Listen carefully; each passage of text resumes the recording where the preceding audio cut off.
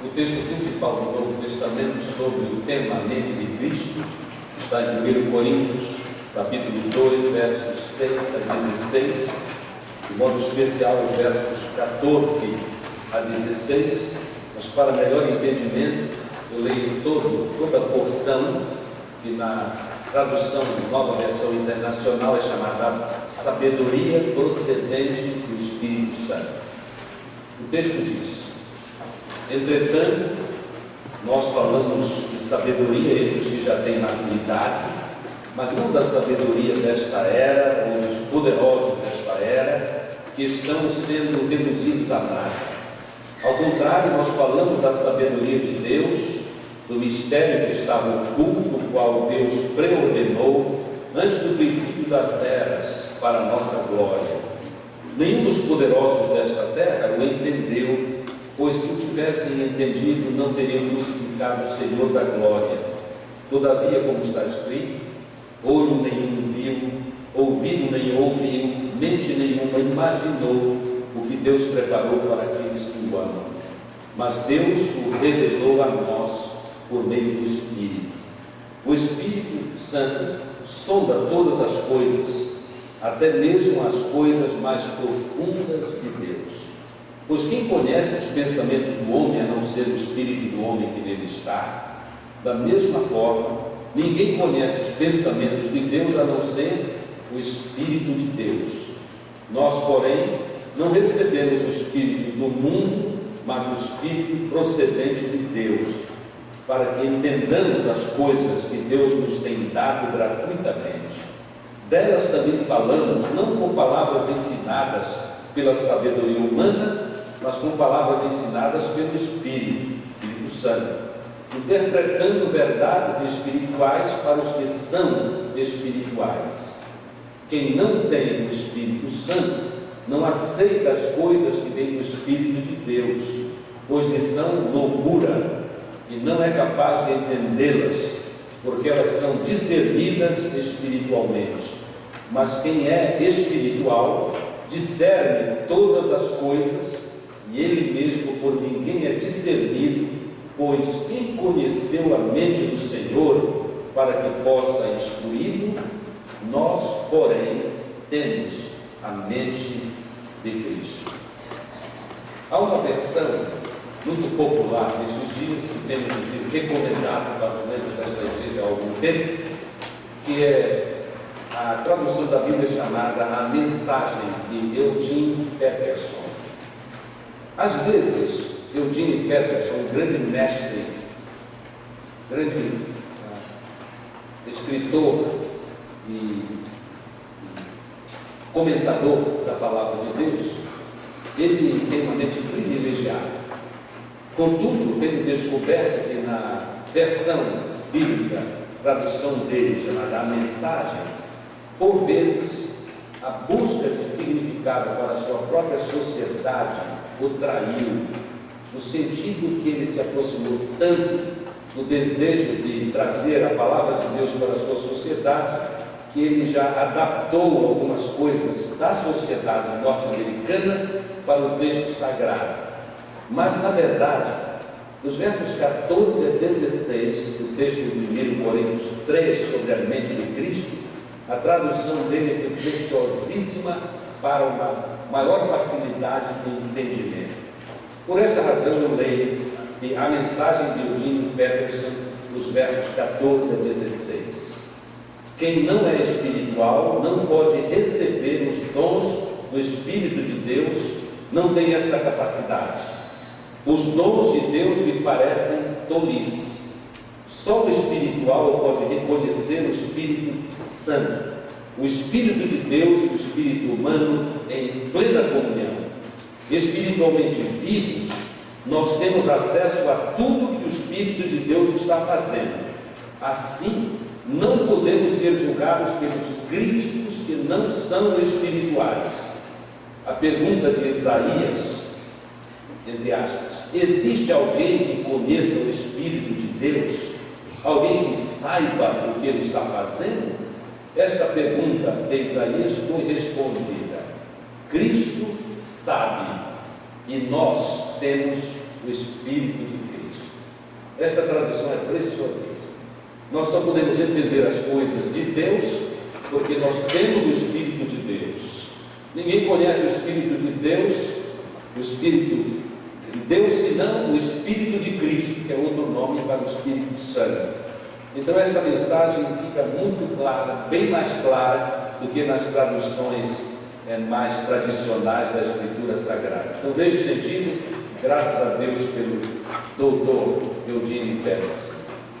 Amados, o tema, a mente de Cristo, é extremamente relevante para os nossos dias, extremamente relevante para a nossa vida, porque convenhamos, nós vivemos tempos difíceis e desafiadores. O mal é bem na nossa cultura e o bem é transformado em mal. A onda do mal está crescendo e, na verdade, a verdade do Evangelho, só ela pode garantir a sobrevivência da Igreja de Cristo e a sua influência na sociedade.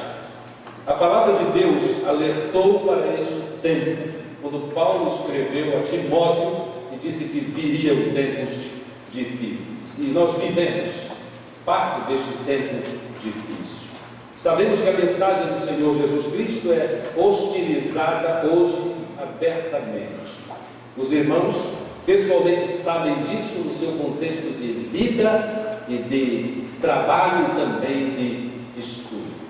Eu quero ilustrar esta hostilidade às coisas de Deus, às coisas de Jesus Cristo, às coisas da igreja, com 3 breves ilustrações. Dos meus queridos pastores, que eu entendo é sobrinho da diaconisa Uda, pastor Bonifácio Garcia Filho, fez um curso de ciência da religião em uma das renomadas universidades do nosso país. E ele revelou assim, ele disse: os mestres eram apenas os notáveis doutores, mas todos eles aplicados à negação e à destruição da verdade, com ataques constantes à razão e à aceitação de um subjetivismo virulento e mortal. No mundo universitário, mesmo em cursos de religião, de ciência da religião, esta é a verdade. E não apenas na universidade onde estudava o pastor Bonifácio, amigo meu, ali de Brasília. Segunda ilustração. Um dos grandes ídolos da música popular brasileira, após uma tremenda crise pessoal, voltou aos palcos, algumas semanas atrás. Até eu fiquei emocionado com o relato da sua luta, pois quase morreu depois de usar alguns remédios indiscriminadamente para obter músculos aparentemente fortes. Eu estou exagerando, mas é isso mesmo, aparentemente fortes, porque cessado o uso daqueles químicos, os músculos murcham. Eu ouvi relatórios de profissionais nesta área de saúde. Irmãos, eu mesmo fiquei emocionado vendo a dificuldade, a luta por que passou, quase chegou a morrer.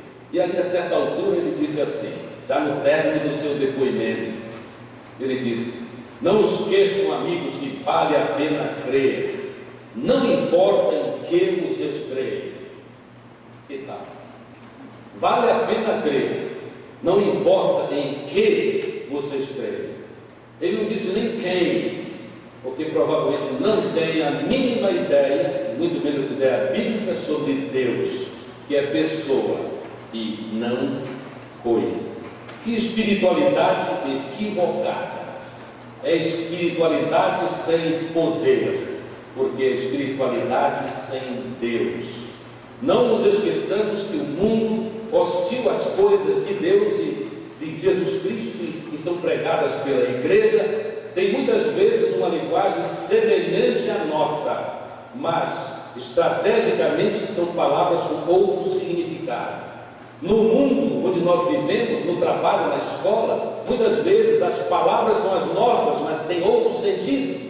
E então a verdade é escondida. Esta é uma artimanha satânica para que pessoas não aprendam o Evangelho de Jesus Cristo e não se entreguem a Ele. Terceira ilustração. Amados, nós observamos hoje o frequente abandono das orientações divinas até em meios ditos evangélicos. E por que não acrescentar, é verdade, até em meio batista. Certa professora, com cursos, inclusive curso teológico, foi ouvida recomendando a uma de suas colegas na escola, recomendando o nome de um especialista em gatos. E ela fazia isso para ajudar a sua colega a economizar no preço da energia. E ela dizia assim: e por que não? Todos fazem. Todos. Eu garanto aos irmãos que eu não faço, eu sei que aqui muitos não fazem, porque tem a convicção de que isto é pouco, que vai contrário à vontade de Deus. Mas nós vivemos num mundo assim, e precisamos acordar. Uma grande autora que quero recomendar aos bons irmãos que têm prazer na leitura de bons livros, eu descobri recentemente uma jovem chamada Norma Venâncio, preparada de forma maravilhosa em universidades, inclusive, de fora do nosso país. Ela escreveu um livro que já está à nossa disposição com o seguinte título: A Mente de Cristo, Conversão e Cosmovisão Cristã. Repito, Norma Venâncio, A Mente de Cristo, Conversão e Cosmovisão Cristã. Eu devorei este livro em poucas horas. Tal entusiasmo que cresceu no meu coração vendo alguém tão novo, com experiência ainda tão pequena em termos de anos, mas que de fato, tendo se convertido ao Senhor, entendeu que é uma guerra entre as cosmovisões, a que é divina e a que é dos homens, a que tem a ver com o Espírito de Deus e a que tem a ver com o Espírito do mundo. Num dos capítulos onde ela escreveu, ela falava a respeito da sua posição, por causa da cosmovisão que tem agora, a sua posição a respeito de palavrões. E ela vai contando a sua experiência em muitas áreas aqui. Ela faz algumas análises profundas, muito profundas, a respeito, inclusive, da política do nosso país. Vale a pena ler para entender os fenômenos políticos e sociais do Brasil. Vale a pena ler porque ela leva a sério esta questão de que nós precisamos acordar. Precisamos acordar, diz ela em uma parte de seus escritos, por causa da nossa velha natureza. Não esqueçamos. Nós temos a natureza divina. Quando aceitamos Jesus, nós começamos a experimentar a natureza divina, mas a velha natureza ainda está conosco. E lembrados disso, nós estaremos cuidadosos. Ela diz assim que devemos lembrar a nossa natureza, e devemos lembrar que todos somos tendentes a ser esponjas. Que figura boa, né? Esponjas do nosso tempo, absorvendo os modismos. Todos eles, os modismos filosóficos, vão facilmente chegando a nós, a não ser que nós saibamos que há perigo e analisemos os perigos de acordo com a vontade de Deus e aceitemos apenas a verdade do Senhor. Este fato de sermos esponjas é involuntário, mas não importa, continua sendo algo muito destruidor. Nós precisamos então definir muito bem as nossas posturas quanto a muitas coisas, e entre elas estas coisas. Devemos definir bem não o nosso sentimento, mas o nosso conhecimento baseado na palavra de Deus sobre a nossa humanidade. Precisamos entender muito bem e firmar isto no coração e na mente. Precisamos entender a origem do mundo, a criação do mundo, o sentido desta vida. Os latinos diziam: a busca do sumum bonum, supremo bem. Qual é o maior bem que devemos procurar? Deus e a exaltação dele é a resposta. Precisamos ter bem firme na nossa mente a existência de Deus e também a origem do mal. Nós temos de estabelecer o quanto antes uma visão do mundo que nos garanta vencer nesta luta entre o bem e o mal, luta renhida no nosso tempo, na sociedade e também na igreja. Alguns pontos importantes quando nós tratamos da mente de Cristo. Em primeiro lugar, nós precisamos reconhecer mesmo a realidade do confronto de cosmovisões. Existem opiniões do mundo e existe a revelação da verdade, e devemos ficar obviamente com a revelação da verdade. Há alguns anos atrás, um homem famoso nos Estados Unidos e no mundo todo por causa da tradução do seu principal livro. Charles Colson é o autor. Ele escreveu: E agora, como viveremos? E naquele livro, em praticamente todas as páginas, ele relata o confronto entre o bem e o mal, entre a cosmovisão, que nada tem a ver com Deus, e a cosmovisão apresentada na palavra de Deus. Ele analisa especialmente a sua cultura norte-americana, mas por causa da comunicação tão acelerada e tão maravilhosa dos nossos dias, as experiências de outras nações, até mais distantes de nós do que os Estados Unidos, rapidamente aquelas opiniões, aquelas ideias chegam a nós. Este é um fato deste mundo pós-moderno. E ele diz algumas coisas para mostrar esta tensão entre cosmovisões, a de Deus e a do homem sem Deus. Ele fala, por exemplo, em primeiro lugar, sobre a deterioração acelerada da quebra dos princípios da palavra de Deus na sua cultura. E ele diz assim: em 44 anos, a nossa cultura norte-americana passou de entendermos que Deus existe e influencia a qualidade de vida para a negação quase completa dessas verdades. Inclusive dizer, na Suprema Corte dos Estados Unidos da América do Norte, o juiz Antonin Scalia, cristão, que afirmou crer publicamente nos milagres e ressurreição de Jesus, foi ridicularizado e quase que totalmente desqualificado para lidar com questões do Estado, porque tem convicções sobre Deus e sabe e procura viver a fé cristã. É como se naquele país onde se cultua quase a liberdade, pessoas que creem em Jesus não possam ser livres para crer e defender em qualquer lugar a sua fé. Além disso, há uma supervalorização no mundo de hoje da tolerância. E ele diz assim, a ponto de que nenhuma exceção é tolerada. A tolerância acima de tudo, mas nenhuma exceção é tolerada. A gente fala muito em pluralidade. Até que alguém tenha uma convicção, e porque a sua convicção, bem fundamentada na palavra de Deus, expõe a sua posição. Aí a pluralidade não vale mais. Você tem que concordar conosco. Nós somos a maioria hoje, dizem alguns deles. Na nossa sociedade, outra característica, não é só da sociedade norte-americana, tudo é válido. Todos os estilos de vida estão certos. Todos os comportamentos. Há uma inclusão generalizada. A palavra-chave do nosso tempo é esta, inclusive. Inclusão. Está em todos os lugares. Mas há uma imposição do politicamente correto. Há uma imposição do politicamente correto. Quarto lugar destes fatos, há uma grande deterioração de valores na sociedade. E ela é evidenciada até nos temas que são comuns nas discussões destes dias. Quais são os temas? Busca espiritual como reforço da capacidade humana de administrar sozinha a sua vida. Eu contei para os irmãos algumas semanas atrás que fui ao médico para alguns exames. O médico, sabendo que eu era pastor, porque foi uma pergunta que fez e que eu respondi com alegria, eu disse que era pastor batista da primeira igreja batista de Manaus. Aí ele olhou para mim e com uma cara de poucos amigos disse assim: para mim Deus é o progresso humano. Para mim Deus é o progresso humano. Doutor, médico, mas tolo espiritualmente. Outro tema é ambientalismo. Todo mundo só fala em meio ambiente agora.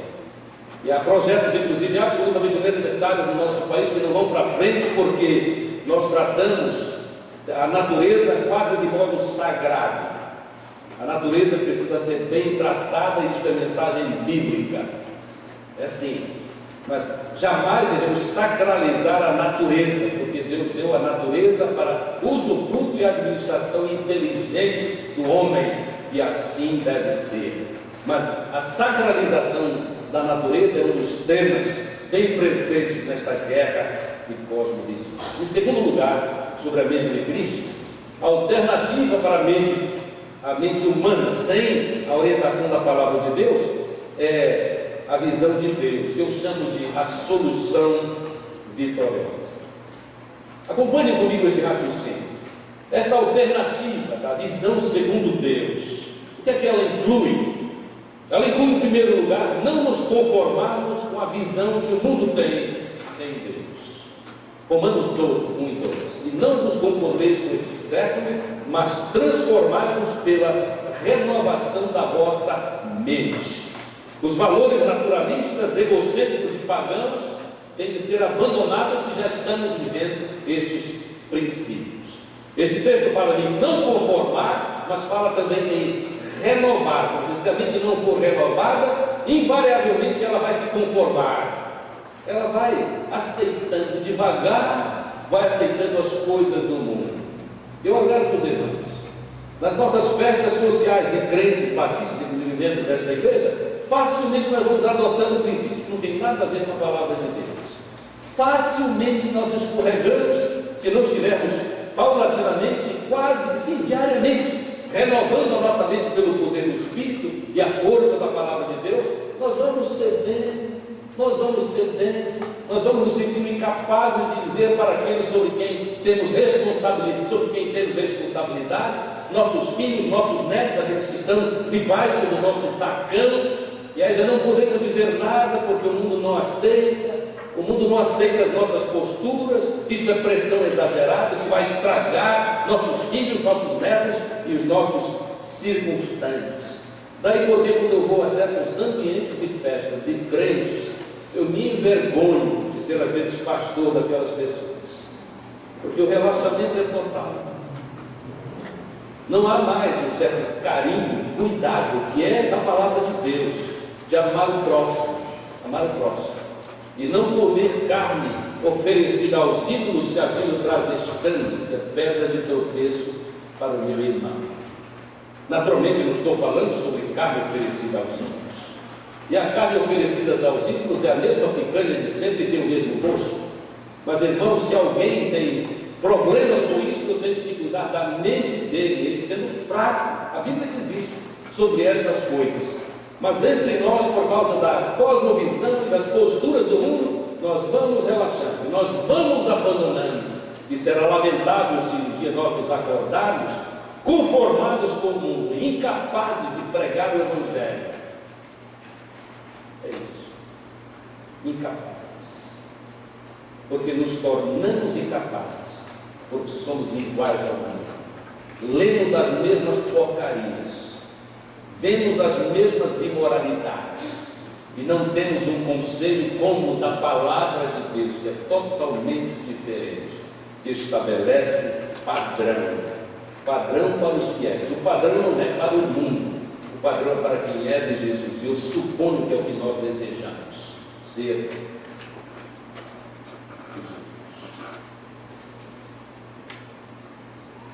Um dos grandes mestres no Brasil, o Israel Belo de Oliveira. Li no decorrer da semana um texto lindíssimo que pretendo colocar no boletim, na primeira página, para o uso e o aproveitamento de nós. Ele fala exatamente sobre isso. O Evangelho, diz ele, parece chocante, não é para todos, é verdade. É para quem quer se submeter à bênção e à alegria de ser de Jesus.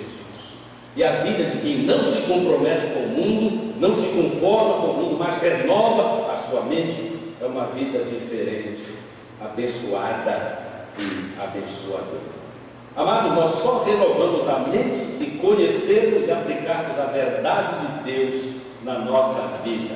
E esta é uma responsabilidade pessoal, individual. E logo que os nossos filhos e outros que são responsáveis crescem, eles assumem a sua vida, e nós não temos de carregar a culpa por eles, mas devemos interceder por eles, a fim de que eles abandonem o mau caminho e tenham vida feliz com Jesus. Amados, a mente renovada, ela é renovada porque ela passa por constante, a ênfase é esta, constante arrependimento, constante crescimento em fé, constante conversão. Sim, Nos convertemos naquele dia que aceitamos Jesus, e é o ponto inicial válido, maravilhoso, mas ali é continuar, aconteceu e continua tendo resultado na minha vida. Este é o plano de Deus. Mas é também a mente renovada, a mente que continua a confessar pecados, os seus próprios pecados. Mas todas estas coisas, todos estes valores, todos estes princípios, todas essas experiências, arrependimento, fé, conversão e muito mais confissão, é algo ofensivo para o homem que não tem uma visão correta de Deus. Eu, alguns dias atrás, apresentei para os irmãos a oração de um político norte-americano que foi rechaçado depois de ter feito a confissão que naquele momento eu traduzia do inglês diretamente aqui, mas agora eu resolvi escrever e fazer uma tradução mais rebuscada. O político cristão foi convidado em uma reunião da Câmara do seu estado para orar.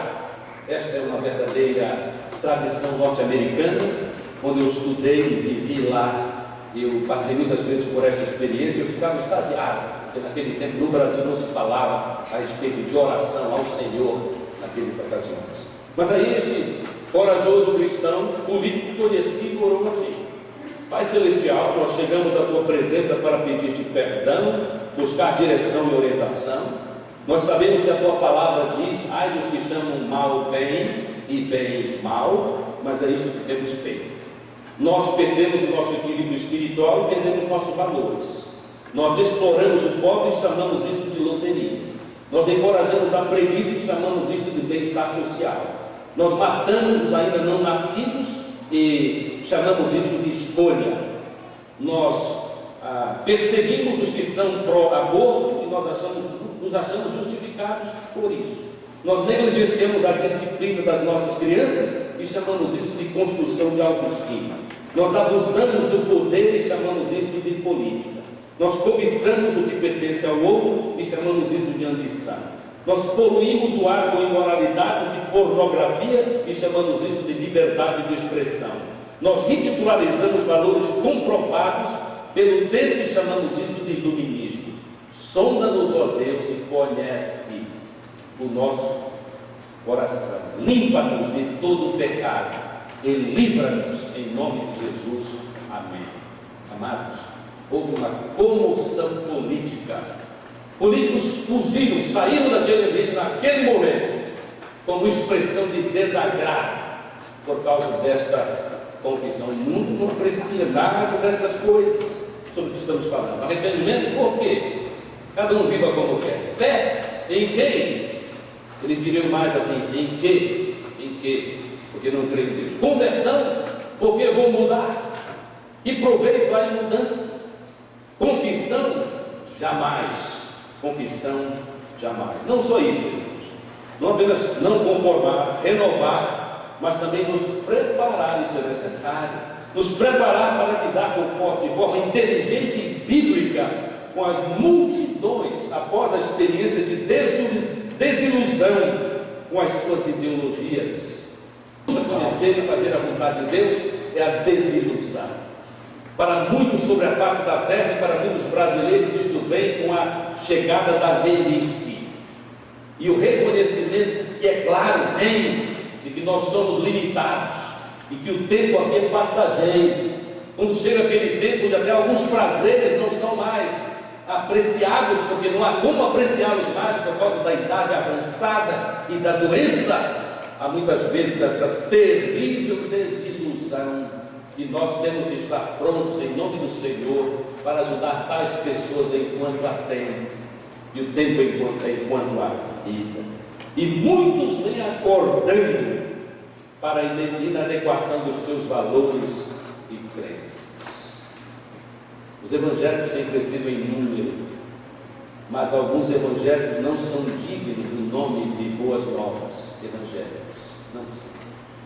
E algumas pessoas que estão lá já aceitaram Jesus, mas algumas pessoas que estão nestes lugares onde pregações inadequadas e mentirosas são pregadas, estão fugindo, estão buscando. E até numa igreja do tamanho da nossa, tem chegado aqui pessoas que já vêm dessas experiências traumáticas desejando algo que de fato responda às suas necessidades e às necessidades do mundo. E o Evangelho de Jesus faz isso. Mas ainda sobre este assunto, nós precisamos também renovar a nossa confiança na verdade do Evangelho. Ninguém, irmãos, prevalece contra a verdade.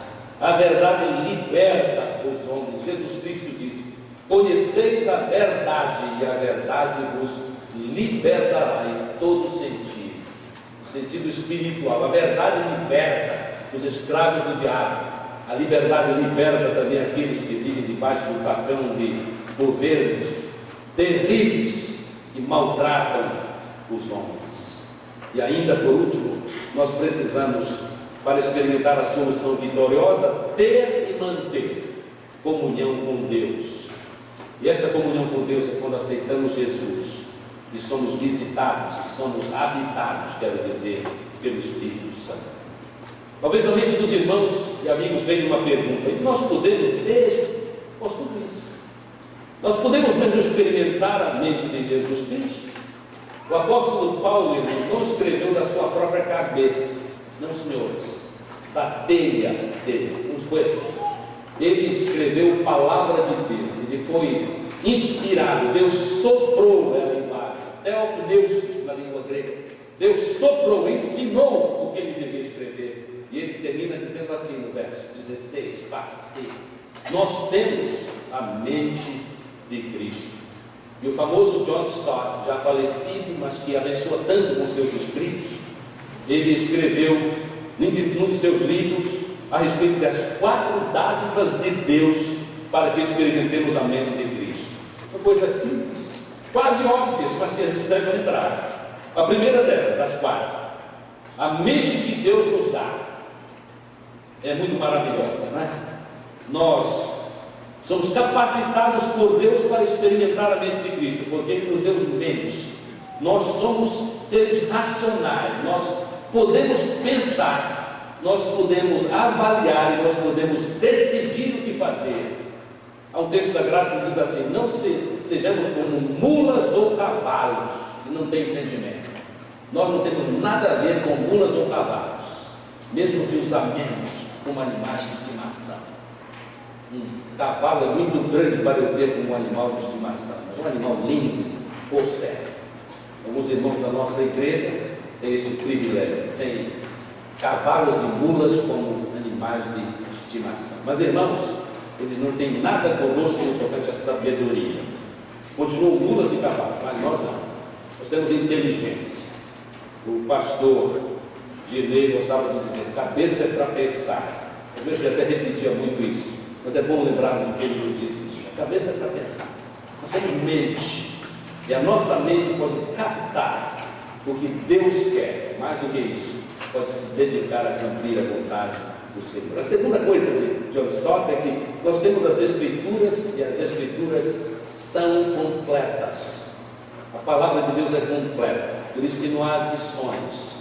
E nós precisamos então reconhecer isso, porque Deus nos capacita e já nos deu um plano completo, não está em pedaços, não. Ele não deixou nem um patriarca ou algum profeta para completar a obra incompleta de Deus. Nós estaremos a salvo de muitas coisas erradas se entendermos isso. Aí, se houver coisa nova, feche o coração. Coisas novas são outras coisas, mas não a palavra de Deus. Nós temos também, em terceiro lugar, segundo história, o Espírito Santo que ilumina a mente. Eu gosto da expressão expulsa as trevas, nos faz entender a vontade de Deus. Esta é a afirmação de Romanos 8, versos 5 a 9. E nós temos em quarto lugar a igreja, as igrejas, mas a igreja local, que é o ambiente onde nós podemos aprimorar o conhecimento e também a prática das verdades de Deus. O meu quarto ponto nessa mensagem sobre a mente de Cristo tem a ver com os sinais de que eu e você temos a mente de Cristo.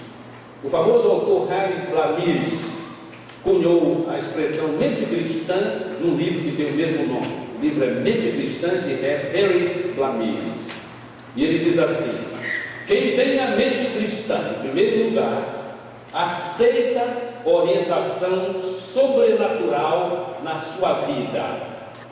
Quem tem a mente de Cristo, quem tem mente cristã, aceita uma orientação sobrenatural na sua vida. Ele quer dizer o seguinte: nós que somos e temos a mente de Cristo, nós valorizamos este tempo aqui, mas não valorizamos apenas este tempo aqui, que é tão passageiro. Nós valorizamos a eternidade. Nós estamos aqui de passagem, nós somos forasteiros. Quem for embaixador do rei, verdade, sou forasteiro aqui em terra estranha, estou, é assim, é por um tempo, e é rápido este tempo. Glória a Deus pelo tempo que temos, mas é muito passageiro esta vida. Então quem tem mente de Cristo valoriza bem essas experiências maravilhosas que temos, mas também a eternidade. A mesma coisa que podemos dizer assim: valoriza a terra, mas valoriza o céu, e tem o mundo como nas mãos de Deus para ser e estar sendo moldado por Ele. Em segundo lugar, quem tem a mente de Cristo é uma pessoa muito consciente de que o mal existe e que o mal tem poder, não tanto poder quanto o poder de Jesus, mas o mal pode tingir e pode manchar até as causas mais nobres, se nós não atentarmos para o que Deus quer da nossa vida. Isto é, pode atingir se nós abandonarmos o plano que Deus tem para nós em Jesus Cristo. Em terceiro lugar, quando temos a mente de Cristo, nós reconhecemos, nós valorizamos a verdade objetiva. E se valorizamos, nós temos que dizer às pessoas que não têm mente de Cristo, que têm a mente e as opiniões do mundo, esta verdade. Não tenha vergonha de dizer, porque é verdade. E é verdade que já está agindo na sua vida. Você pode dizer assim no seu ambiente de trabalho, quando dizer: não, mas qualquer verdade é verdade. Você pode dizer e até se intrometer na conversa pelo amor a Deus e por estas vidas perdidas. Diga: não, eu creio na verdade. Existe sim uma verdade. E se você quiser, você pode usar um tautologismo, até grosseiro, mas que confere e apresenta a mensagem. É a verdade verdadeira, é a verdade acima de todas, é a verdade que garante a sustentação do mundo, é a verdade de Deus. É um bom serviço afirmar isso, apesar da cara feia que alguns farão quando vocês disserem isso. Alguns dirão: ainda há quadrados neste mundo. Vale a pena ser quadrado quando o quadrado é segundo a vontade de Deus. Mas também nós aceitamos, se temos a mente de Cristo, um sinal é que nós nos submetemos à autoridade de Deus. E a autoridade é problema sério hoje. Ninguém quer autoridade nenhuma sobre a sua vida. Já contei para os irmãos que uma vez visitei há muitos anos, e não é toda a história que eu vou contar para os irmãos, mas fui visitar um adolescente rebelde. E quando eu cheguei lá e entrei no seu quarto, ele estava já amuado, zangado, irritado, não queria nada a ver com a igreja, mas era meu papel visitá-lo. Ele olhou para mim sem nenhuma deferência e disse assim: o que o senhor veio fazer aqui? Não tenho nada a responder ao Senhor. O que é que você faz com uma fera dessas? Você insiste? Não insiste. E eu não insisti. Eu disse para ele: pelo jeito, o senhor não quer conversa comigo, e eu desejo que nós tenhamos uma outra oportunidade. Boa tarde. E saí fora. Com absoluta convicção de que era a vontade de Deus. Só lamento dizer que na próxima vez que eu falei com ele, ele estava à morte, com um câncer horroroso.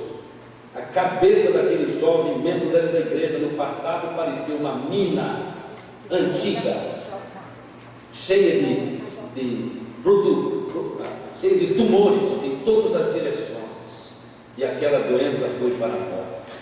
Mas antes de morrer, irmãos, ele aceitou a autoridade do Senhor, se submeteu a Jesus, e por certo se submeteria também a pastores e outros ajudadores, que em nome de Deus o quisessem. Naquela época, alguns aqui que são maduros hoje fizeram um trabalho magnífico de apoio espiritual até que ele passou para a eternidade, feliz e entregue a Jesus. Mas o último sinal de que temos a mente de Cristo é que nós reconhecemos o valor do ser humano, porque criado à imagem e semelhança de Deus. e o amado, criado por Deus para a exaltação do nome do Senhor. Mente de Cristo. Como devemos terminar esta mensagem? Lembremos, o conflito com o mundo é real. É real. As orientações de Deus sobre esta matéria são precisas. Elas têm a motivação de nos levar a conhecer e experimentar, viver como Jesus. O meio para isto, o poder para isto, está em que Deus nos deu o seu Espírito. Quando cremos em Jesus, recebemos o Espírito. E tendo o Espírito como temos, já começamos a frutificar. Fruto do Espírito. Gálatas 5:22. Amor, alegria, paz, benignidade, mansidão e domínio próprio. E nada pode impedir estas experiências. Portanto, mente de Cristo. Que nos motivemos a viver de tal forma que tenhamos a consciência que é por obra e graça de Deus que podemos viver cada dia a vontade do Senhor, pois afinal Ele é bom. E nós podemos dizer, com base nas Escrituras, nós temos a mente de Deus. Que Deus nos abençoe.